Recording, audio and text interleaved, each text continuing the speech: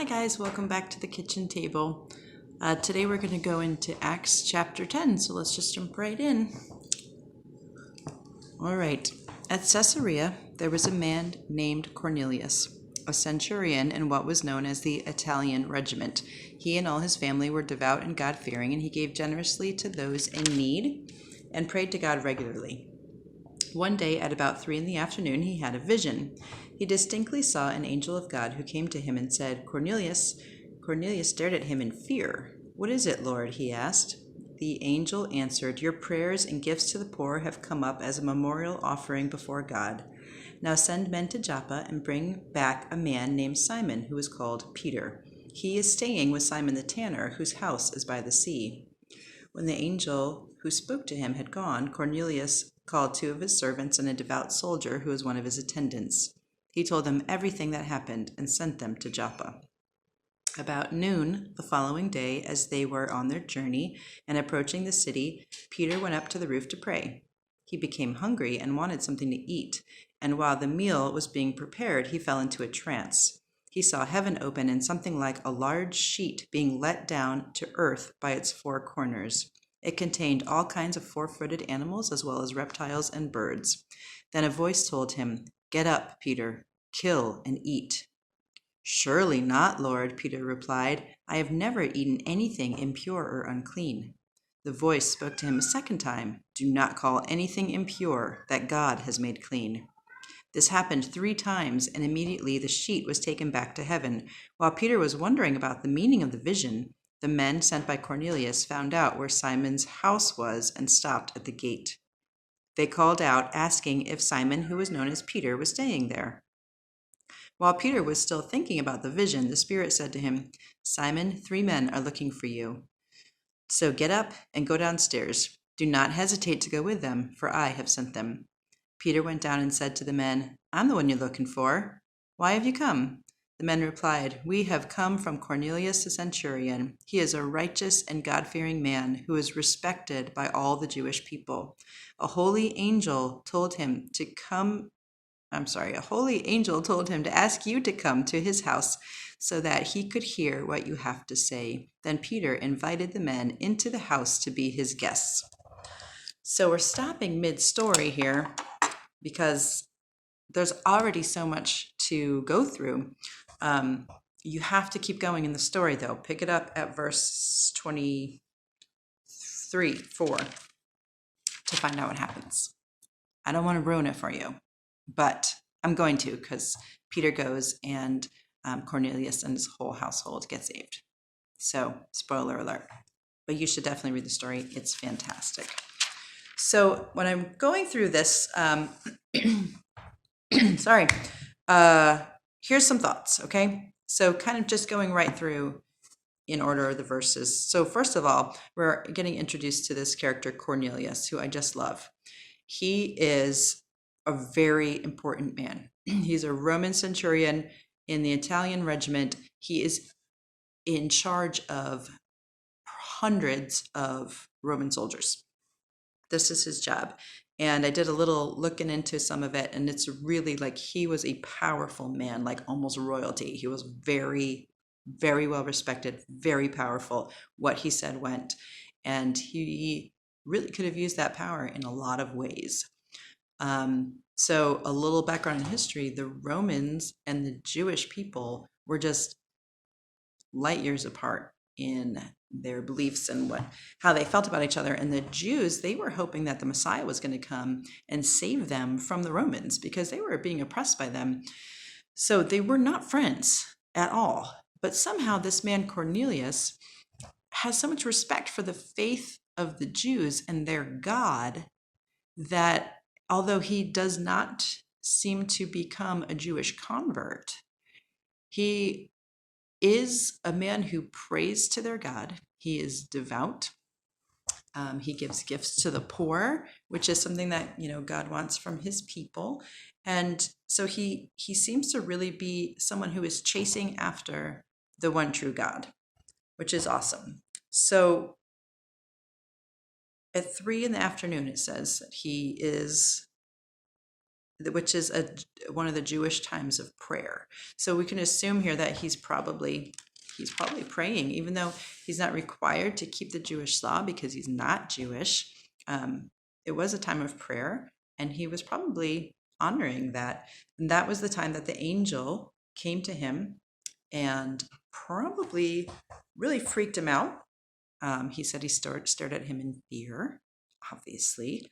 But even so, he still engages in conversation with this angel who has come to greet him. And I love that the angel says to him, your prayers and your gifts to the poor, let me just read it instead of me just saying, your prayers and your gifts to the poor have come up as a memorial offering before God. And I love that because the memorial offering is part of the grain offering that was required for the Jewish people. That was part of their law and keeping it, giving their gifts and their offerings. And God said, he didn't give the grain offering. That's not what happened.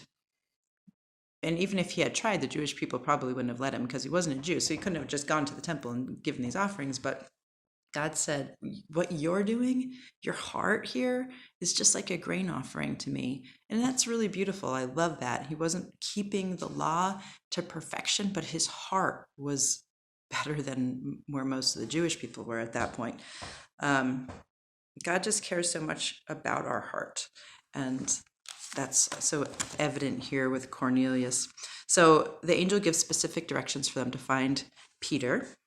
And, this strikes me too, that the angel could have just said, hey, you're looking for salvation? Here's how to do it. Let me tell you about Jesus. But he didn't. Instead, he gave him directions to find Peter. And it's obviously, it's great for Cornelius and for his family that Peter come, but it's also, I believe, for Peter's benefit to go and to preach to this man who is waiting. It's kind of like Philip and the Ethiopian. He's a hungry guy, and God sends him Peter. I love that. So Cornelius isn't wasting any time. He sends his guys right away. They go get Peter. So this is like two different stories kind of happening at once. You're seeing it from both perspectives. We're seeing Cornelius and what's happening with him. And then it's like the meanwhile at the same time kind of thing. So the men are off to go find where Peter is at Simon the tanner's house, which is a whole nother crazy story, that he would ever live with a tanner, because that goes against Jewish principles. So already God's moving in Peter's heart and making some changes there. But Peter is going through his own thing during all of this time. Unbeknownst to him, God is beginning to prepare Peter's heart for a task that he is about to embark on that he doesn't know anything about. And it gives me such hope, because I think, God just was preparing Peter in all of these little things. Like, he had something for him to do. And rather just throwing him in blindly where he would have floundered and, really second guessed himself, perhaps, he is prepared adequately by God to do all of these things. So that's my prayer for myself, that as these opportunities and things come up for me to minister to somebody or to speak about Jesus, that I would remember the places where, oh yeah, God already got me started in this journey. I'm just walking through a little bit more. So God puts Peter in this trance as he's praying, and then I just think that's got to be God just saying, I really need your attention here. Like, you cannot be distracted. You really need to hear what I'm about to say. So he lets down this sheet full of these unclean animals and tells him to get up and kill and eat. And Peter's just disgusted by that fact, because he said, I would not doing that. That's disgusting, because as a Jew, they would not eat an unclean animal. Very careful about their diet. I feel like, when he's saying, no, I would never do that, there's probably as much confusion in the whole request as there is, just the defiance of saying, no, I wouldn't do that. But the crux of the matter is that only God gets to decide what is clean and what is unclean. It's not Peter's job. So to really get his point across to Peter, the sheet is let down 3 times. And it just the same thing 3 times. And it reminded me of earlier when Jesus was with Peter still after the resurrection, and he tells Peter 3 times to love me and feed my sheep. He really needed Peter to get this. This was a big deal. And I can appreciate the need for repetition. I can be super thick-headed too. And so I just saying that this was so important. And if this wasn't something that Peter really got a hold of, then Cornelius and his entire family, and who knows how far reaching that went, they may have never received salvation. So this was super important, and Peter needed to get a hold of this one. So it says Peter, the sheet comes back up and it's over the trances. He wakes himself back up, and he's just thinking about this whole thing and trying to figure out what in the world just happened. What does that even mean? And before he can even go too far, there's a knock at the door. And but I love that the Spirit gives him a warning before that even happens. He says, Peter, this is what's about to happen. These men are coming. They are sent by me. And his instructions are very clear. Do not hesitate. Go with them. Of course, he would want to hesitate, but his instructions were clear. Don't hesitate. This is from me. Go do it.